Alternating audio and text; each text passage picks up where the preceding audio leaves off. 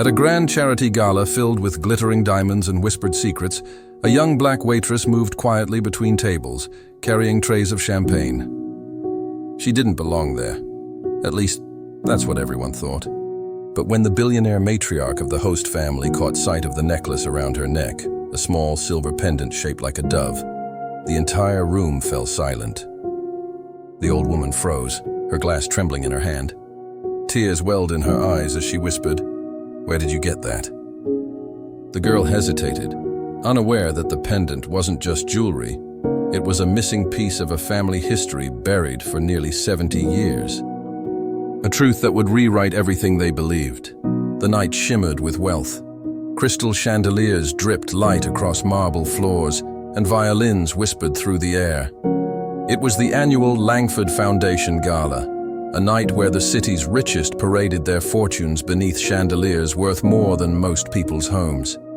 Among the servers moving quietly through the crowd was Amara Johnson, a 19-year-old girl working her part-time job.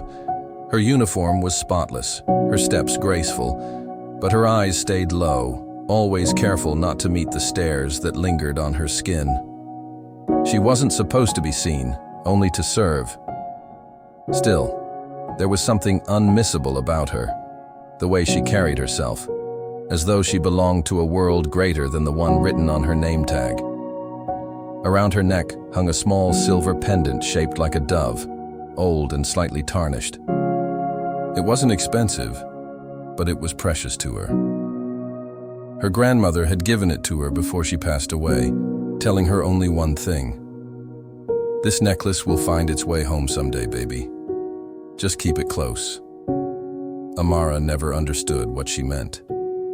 But tonight, that pendant was about to speak. At the center of the ballroom sat Eleanor Langford, the formidable matriarch of the Langford dynasty. In her 80s, but still striking, Eleanor's presence commanded silence. Her empire stretched across continents, her wealth older than most of the guests combined.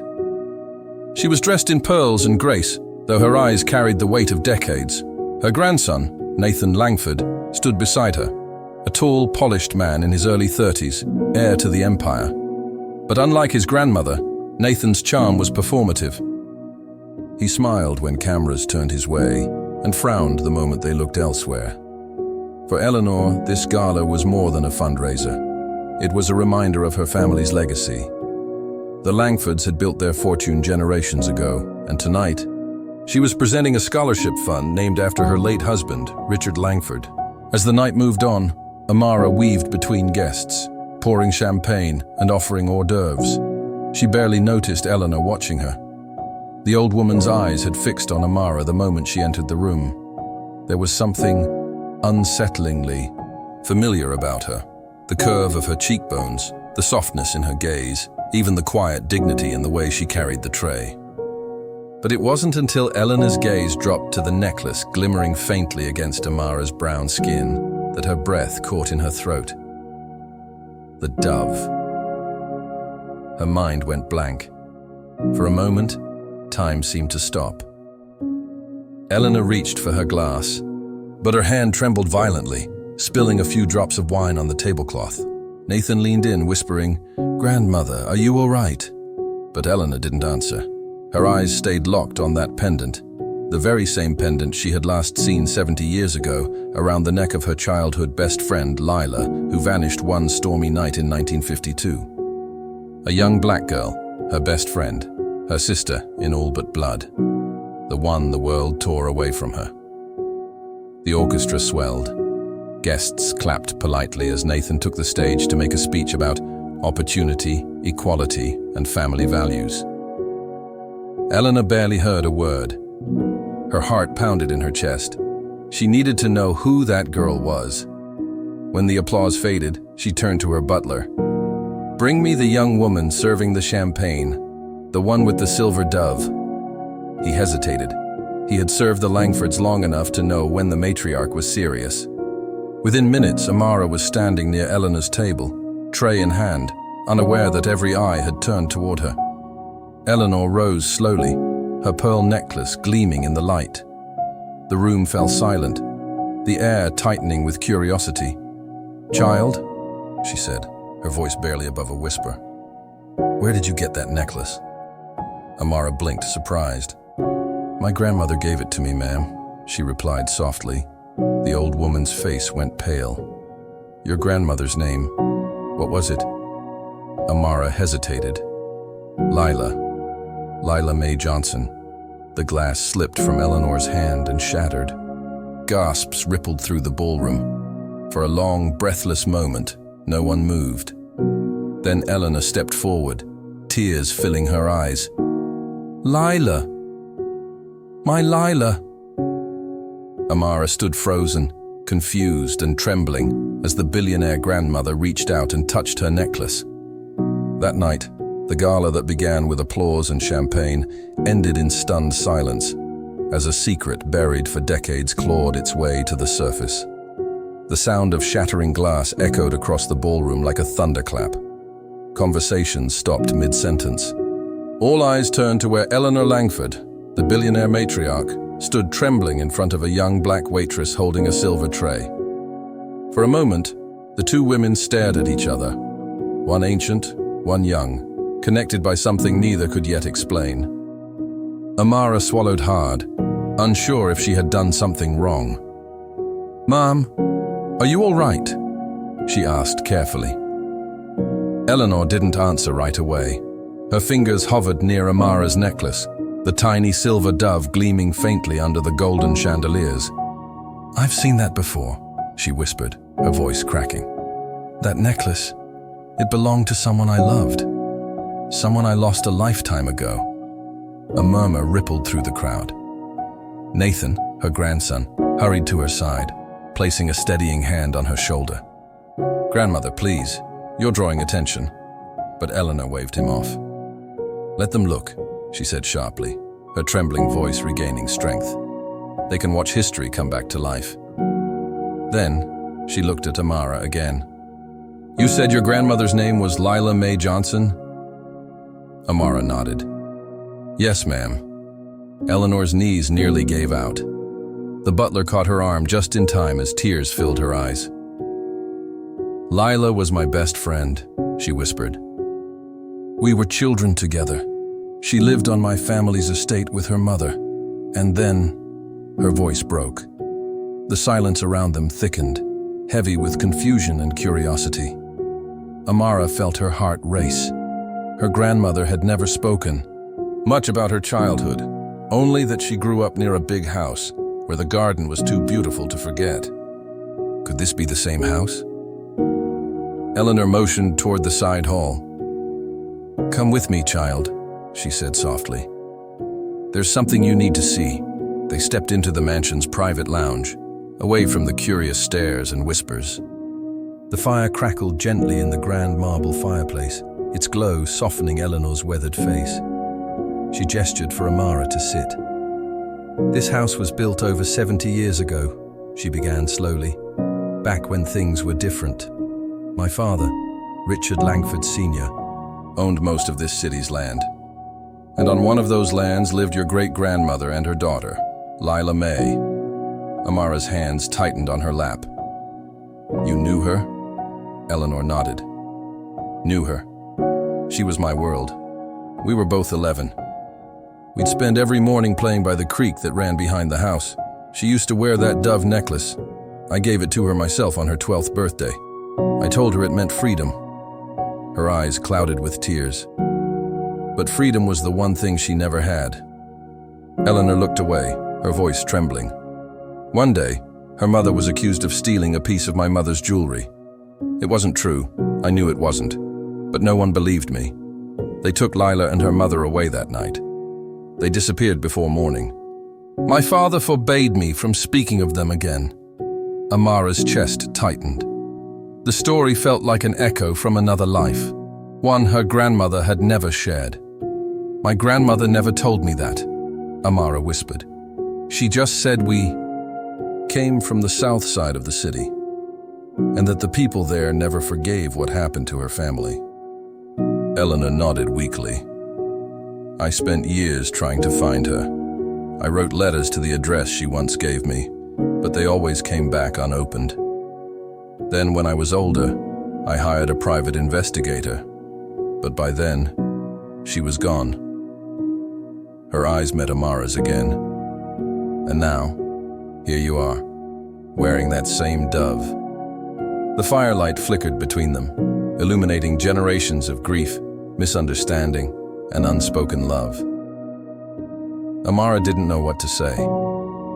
Everything she thought she knew about her family, the struggles, the silence, suddenly felt like pieces of a much bigger story. "I don't understand," she said quietly. "Why did my grandmother keep this from me? Why didn't she ever tell us about you?" Eleanor smiled sadly.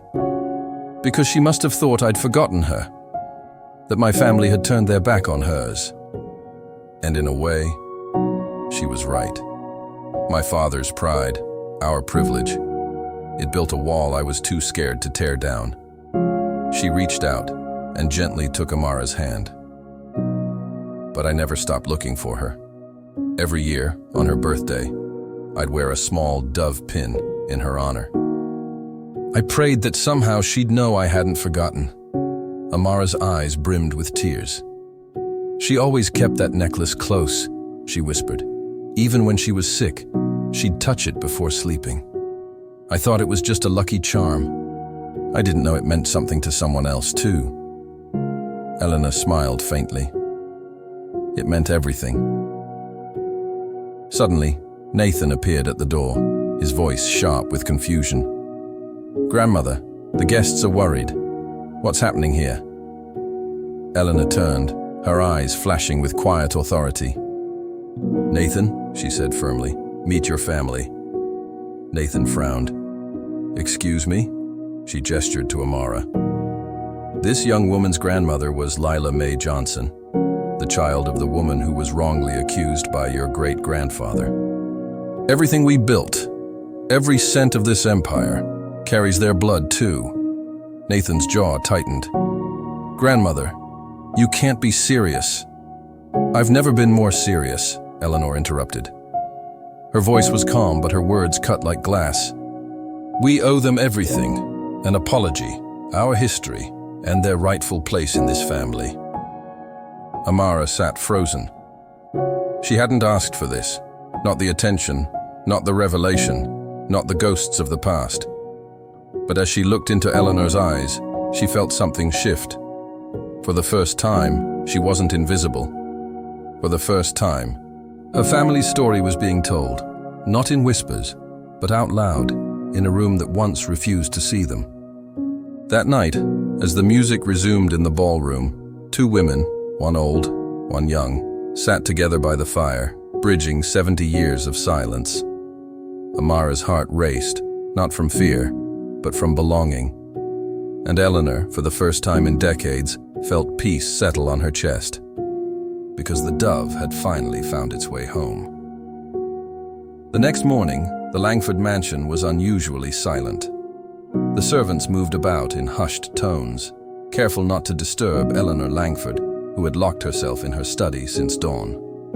The image of the young black girl wearing the shimmering gold locket from the gala haunted her mind, a locket she swore she had buried with her daughter Catherine nearly 40 years ago.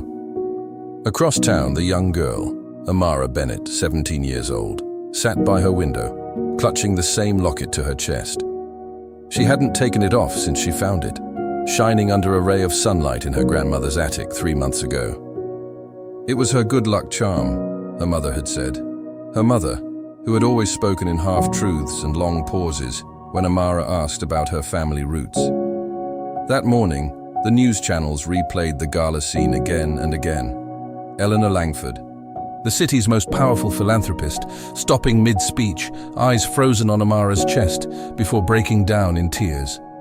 It was a moment the media couldn't stop replaying. The billionaire's emotional collapse, the mysterious necklace, the black girl no one could identify. Amara's phone buzzed constantly with notifications. Her classmates sent curious messages. Reporters left voicemails, and even strangers online posted theories. "Who was the girl with the necklace?" one headline asked. "A forgotten heir?" another speculated. But Amara wasn't interested in fame. She wanted answers. Her mother, Leah Bennett, avoided her eyes at breakfast. "Don't get involved, Amara," she said softly. "People like them live in a world that doesn't see us." "But she saw me," Amara said quietly, like she'd seen a ghost. Her mother flinched, just slightly, before whispering, "Eat your breakfast, sweetheart."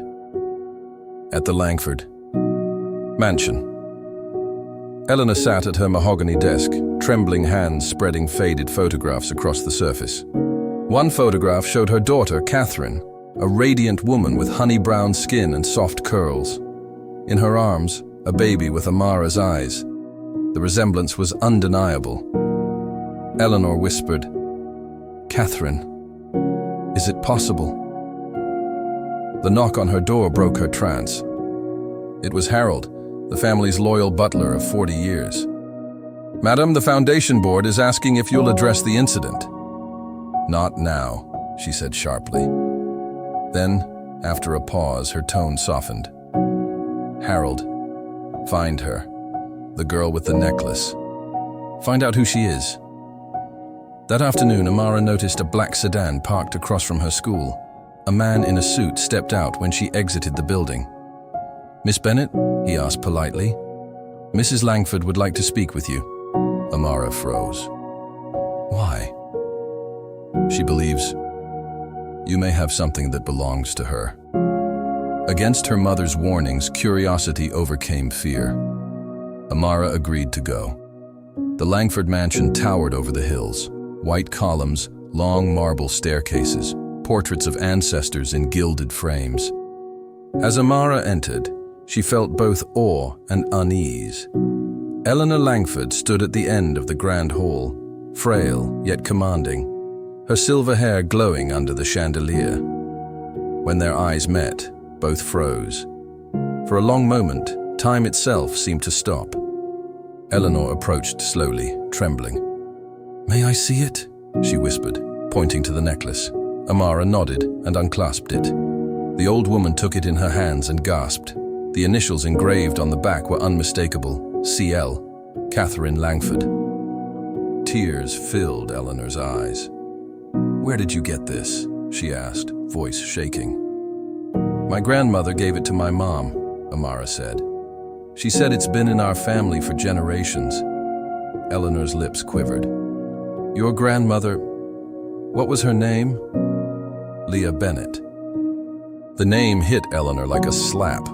She stumbled back, clutching her chest. "Leah was my daughter's best friend." Amara frowned. "Best friend?" "Yes," Eleanor whispered.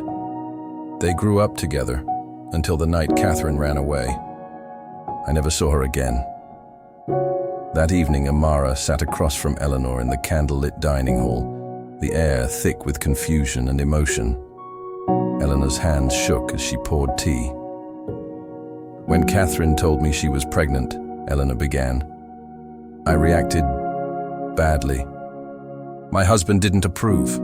He said the father, a black man, would ruin our family name." Her voice broke. "I told her she couldn't stay. That was the last time I saw her alive." Amara's breath caught. Alive? She disappeared that night. The police found nothing. I thought she'd ended it herself. I buried that necklace with her photograph and vowed never to speak of it again. Amara's eyes filled with tears. "So, you're saying my mother's friend, Catherine, was your daughter?" Eleanor nodded slowly, her voice trembling. "And if that's true, then you, Amara, are my granddaughter." The room went silent. The only sound was the faint ticking of an old clock. The discovery spread like wildfire. The city's elite were shaken. The Langford heir was not, only alive but black. Something Eleanor's late husband would have deemed unthinkable. The media couldn't get enough. Photos of Amara leaving the Langford estate appeared on every headline. Hidden heiress of billionaire family discovered. The necklace that rewrote history. But while the world obsessed over gossip, Amara's family quietly unraveled. Leah Bennett refused Eleanor's calls. "You don't deserve her," she said coldly over the phone. "You gave up your daughter because she didn't fit your world. Don't take mine now." Eleanor broke down after the call, guilt weighing on her like a mountain. She started visiting old orphanage records, hospitals, even the gravesite where Catherine's empty coffin lay, searching for forgiveness she wasn't sure she deserved. Amara, meanwhile, found herself torn between two worlds. At school, classmates treated her differently, some with envy, others with awe. But the attention made her uncomfortable. She wasn't after fame or fortune. She wanted truth. Late one night, she snuck into her mother's attic again. Hidden under a loose floorboard, she found an old letter, brittle and yellow with age. It was written in elegant handwriting. "Dear Mother, if you ever read this, it means I've made my choice. I'm leaving the life that shamed me for love that heals me. Leah will raise my child if I can't. Her name is Amara. Protect her if I'm gone. She carries both our names, both our bloodlines." Catherine tears fell on the paper as Amara whispered, "You never left me. You left me a story." The next day, Amara returned to the Langford mansion, this time by choice. She handed Eleanor the letter. The old woman's eyes blurred with tears as she read. "She forgave me," she said in disbelief. "Even after everything." Amara nodded. "Then forgive yourself." Eleanor reached out, trembling, and touched Amara's cheek. "You look just like her when she said that to me." A few weeks later, Eleanor called a press conference, not to talk about her wealth, but to tell the world about her mistakes. Cameras flashed as she said, "I once turned my back on my daughter because of prejudice. Today I honor her memory, and I welcome my granddaughter, Amara Langford, as the rightful heir to our family legacy." The audience fell silent. Amara stood beside her, proud but calm, her brown skin glowing under the stage lights. The same necklace, once a symbol of pain, now rested around her neck as a crown of reclamation. From that day, the Langford Foundation began funding scholarships for underprivileged black youth in Catherine's name. Eleanor spent her remaining years with Amara and Leah, rebuilding bridges she thought had burned forever. And every Sunday they would sit under the magnolia tree in the mansion's garden, where Amara would read from her journal. The story of a girl who found her name, her family, and her history in a place where she least expected it. True legacy isn't built on wealth or bloodlines. It's built on courage, forgiveness, and love that breaks through generations of silence. The sun had barely risen over the Langford mansion when Amara woke to the faint murmur of voices outside her guest room. She could hear Eleanor's lawyers, the housekeeper, and a few unfamiliar tones that carried unease, the kind that often precedes a storm. Eleanor Langford had called an emergency board meeting. Word of her new heir, a black teenage girl from Southside Baltimore, had already spread like wildfire across the media and among the shareholders of Langford Enterprises. By morning, the internet was ablaze with hashtags like Langford Scandal and a hidden heir, and gossip sites speculated whether Eleanor had lost her mind. Downstairs, the mood was electric, a mix of disbelief, curiosity, and quiet racism cloaked in polite words. Eleanor entered the massive oak-paneled boardroom, walking slower than usual, but with the same quiet authority she'd always commanded. Her tailored grey suit looked crisp, her pearl brooch glimmering under the chandelier, yet her hands trembled slightly as she set down her cane. The room was filled with old men and women in expensive suits, board members, shareholders, and lifelong family acquaintances. "Good morning," Eleanor began, her voice calm yet unwavering. "I've called this meeting to clarify certain matters concerning the Langford inheritance." One man cleared his throat, Charles Redmond, the COO, a man whose arrogance was only matched by his hunger for power. "With all due respect, Mrs. Langford," he said smoothly, "the press has already made quite the spectacle of last night's revelation. But surely you don't intend to—" "Yes, I do," Eleanor interrupted, her tone sharp enough to silence the room. "I intend to name Amara Bennett, my granddaughter, as the rightful heir to the Langford Foundation. A murmur swept through the table. Shock, disapproval, whispered prejudice. Charles chuckled darkly. "Forgive me, Eleanor, but this girl has my daughter's blood," Eleanor snapped, eyes blazing. "And that's more than I can say for half the opportunists sitting here." Gasps rippled through the board. Charles smirked. "Your daughter ran away, Eleanor. Everyone knows that. There's no proof this girl is who she claims." "She doesn't have to claim," Eleanor said coldly. "She is." Scene 2. The DNA test. Amara sat quietly outside the boardroom, fidgeting with the locket around her neck. She didn't know the words being exchanged behind that heavy mahogany door, but the tension in the air told her everything. Her palms were sweaty, her heart pounding. Moments later, the door opened and Eleanor's assistant motioned for her to come in. Amara entered slowly. Every eye turned toward her, scanning, judging, dismissing. Her brown skin, her natural curls, her modest clothes. She was everything this world had tried to hide, and yet she stood in the center of it. Charles leaned back in his chair, smirking. "So this is the girl everyone's talking about." Eleanor rose from her seat. "Her name is Amara Langford Bennett, and she carries the legacy of my daughter, Catherine Langford." "Then prove it," Charles said, sliding a small envelope across the table. "A DNA test. If she's truly your granddaughter, then the results will speak. The test was already done." Eleanor had anticipated this. She nodded at her lawyer, who placed a folder on the table and opened it for all to see. Silence filled the room. Then, gasps, DNA, match 99.97%. Eleanor Langford and Amara Bennett. Grandparent-grandchild relation confirmed. Eleanor smiled faintly. "Satisfied?" Charles's smirk faltered. "Even so, bloodlines don't grant experience or credibility." "You're handing the company to a teenager." Eleanor's voice softened, but her words cut deep. "I'm not handing her the company. I'm handing her truth, something this family lost a long time ago." When the meeting ended, Eleanor and Amara retreated to the private garden. The air was thick with the scent of magnolias and distant rain. Amara was quiet for a long while before she finally asked, "Why do they hate me so much, just for being here?" Eleanor sighed, her eyes distant. "Because you remind them of the past, the part of it they've tried to erase. Catherine loved a man who didn't fit their world, and for that, I let them shame her into running away." Amara's eyes filled with tears. "And she died because of that, didn't she?" Eleanor nodded slowly. "The world didn't kill her, Amara. I did." Her voice broke. "I let my fear speak louder than my love." Amara reached out, taking the old woman's hand. "Then maybe you can love differently now." That evening, Eleanor invited Amara and Leah to a formal family dinner, a tradition meant to reintroduce Amara to the Langford clan.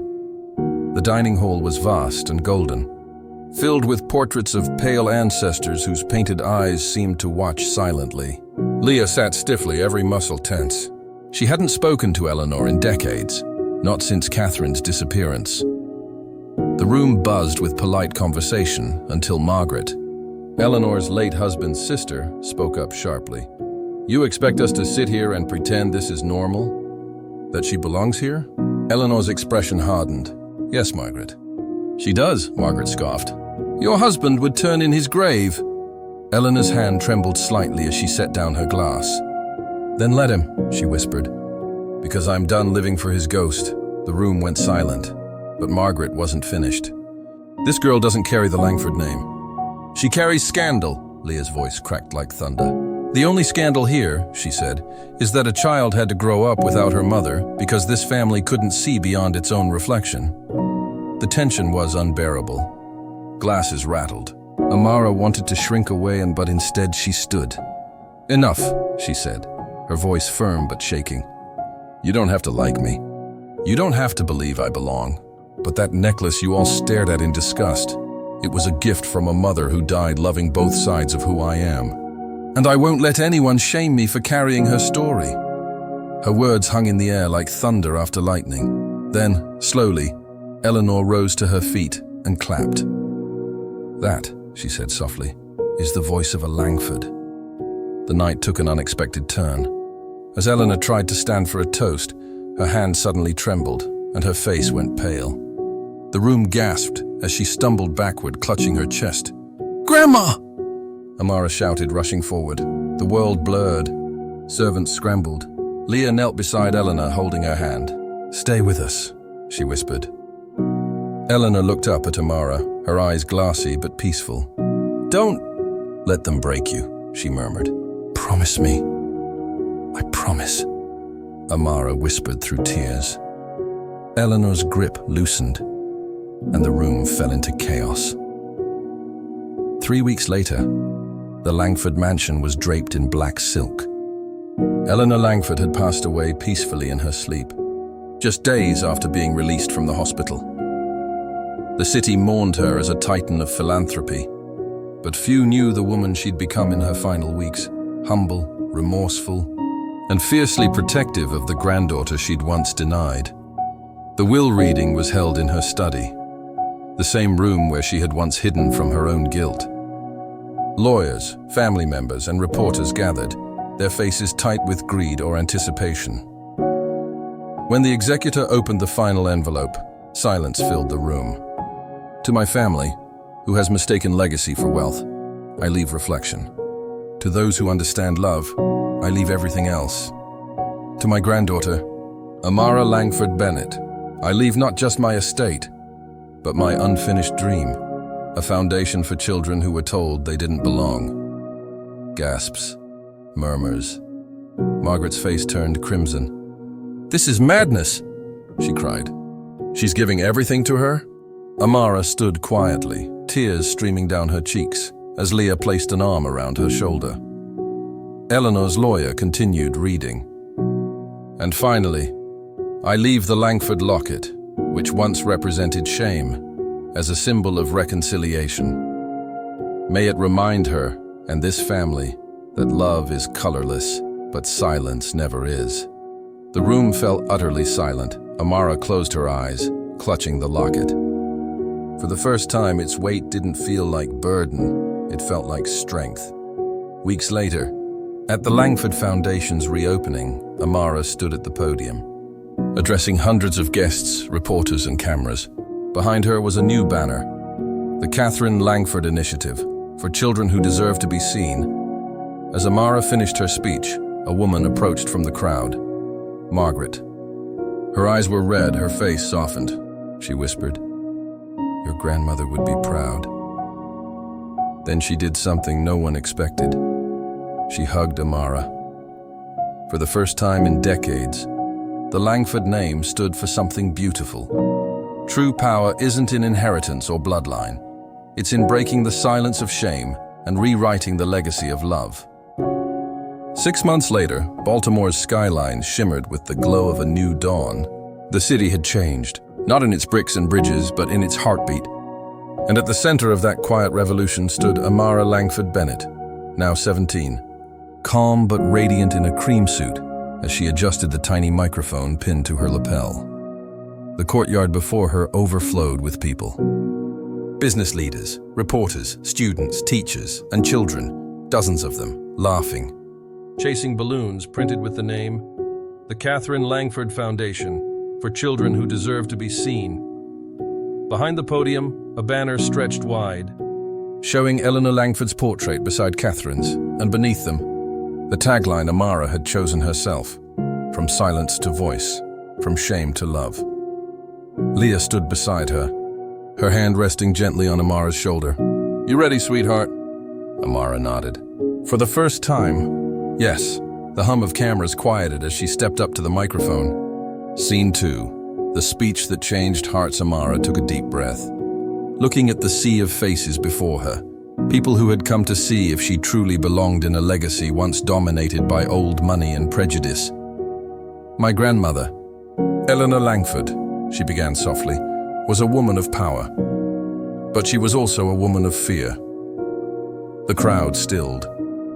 She built an empire, but in doing so, she buried part of her heart. My mother, Catherine, was that heart, and because she chose love over lineage, she was cast away. A few reporters lowered their cameras, their expressions softening. When I first came to the Langford mansion, I was terrified, Amara continued. I didn't know who I was supposed to be. But my grandmother looked at this locket. She touched the chain around her neck. And she remembered. She remembered the child she lost, the love she denied, and she chose finally to make it right. Tears filled her eyes, but she didn't stop. This foundation isn't about me. It's about every child who was told they didn't belong. Every kid who thought their color, their past, or their name made them unworthy of being seen. My grandmother taught me that it's never too late to do what's right, even if you're the one who once did the wrong. A pause, silence, then applause. Soft at first, then rising into thunder, Amara exhaled slowly, her tears glistening in the morning sun. Behind her, the portrait of Eleanor seemed almost alive, her eyes kind, her faint smile eternal. Scene 3. Margaret's redemption as the event ended. Guests mingled in the gardens. Photographers snapped pictures of the children planting trees in Eleanor's memory, a tradition Eleanor had requested in her will. Among the guests, Margaret, Eleanor's sister-in-law, stood apart, her cane trembling slightly. The same woman who had once spat venom at Amara's existence now looked smaller, gentler, humbled. When she finally approached, Amara felt her breath hitch. Margaret stopped a few feet away. Her voice quivered. Your grandmother. She always saw too much of herself in me. That's why I hated your mother. She had the courage to love where we were too afraid to. Amara stayed quiet. I came today to apologize, Margaret whispered. For the dinner. For my words, for all of it. Leah, standing nearby, folded her arms, protective. But Amara smiled faintly. You don't owe me anything, she said softly. You owe it to her. Margaret nodded, wiping her tears. Then I'll spend what's left of my years doing just that. Before leaving, she pressed something into Amara's hand, an old silver ring with the Langford crest. It's time the name stood for something good. Scene 4. The letter that evening. As the crowd dispersed and the sun sank low behind the city skyline, Amara retreated to her office, Eleanor's old study, restored exactly as it had been. On the desk sat a sealed envelope. The handwriting was unmistakable, Eleanor Langford's. Her hands trembled as she broke the seal. My dearest Amara, if you're reading this, it means I've gone, and you've chosen to stay. That alone tells me everything I needed to know about you. I lived most of my life believing that love had to look a certain way. That respect required perfection. That blood could only run one color. I was wrong. Your necklace, the one that froze me in that ballroom, wasn't a reminder of loss. It was a second chance, a whisper from the past saying, you can still be better. You are not my redemption. You are my continuation. Go, my dear child, and let no one silence the color of your heart. Grandma Eleanor. Amara folded the letter against her chest, tears spilling freely. For the first time, she didn't feel the weight of legacy pressing down. She felt it lifting her up. Scene 5. The garden. The next morning, Amara walked through the Langford Mansion's back garden, now open to the public as part of the Foundation's outreach program. A group of schoolchildren laughed as they planted rose bushes, their hands muddy and joyful.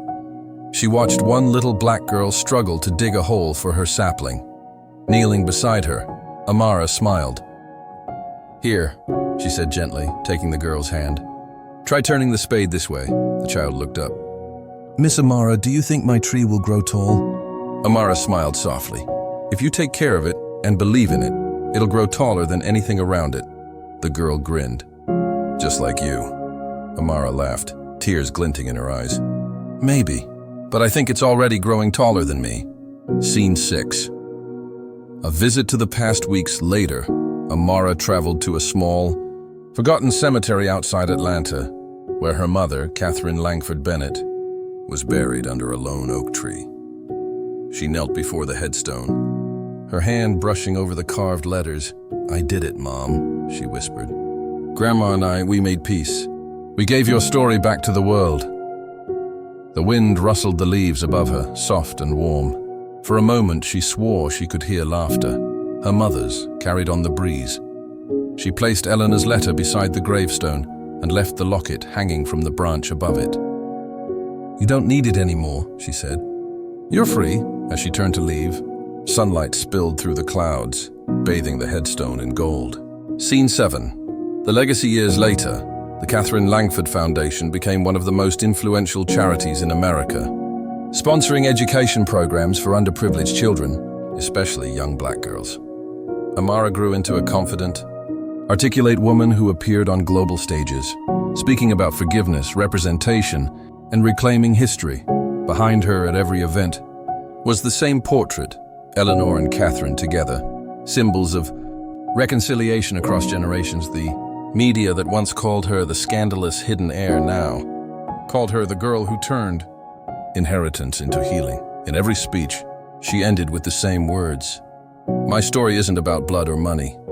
It's about a family that chose love too late, and a girl who refused to let it end there. Epilogue. One night, long after the gala lights had dimmed and the world had moved on, Amara stood alone on the balcony of the mansion. She gazed at the stars, holding a single magnolia in her hand, her grandmother's favorite flower. Thank you, she whispered.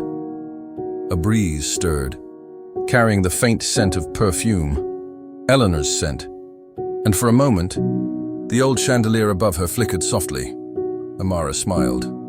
Maybe some stories never end. They just learn how to shine differently. Moral of the story. True legacy isn't wealth, it's redemption. Even the deepest wounds can heal when love dares to speak louder than prejudice.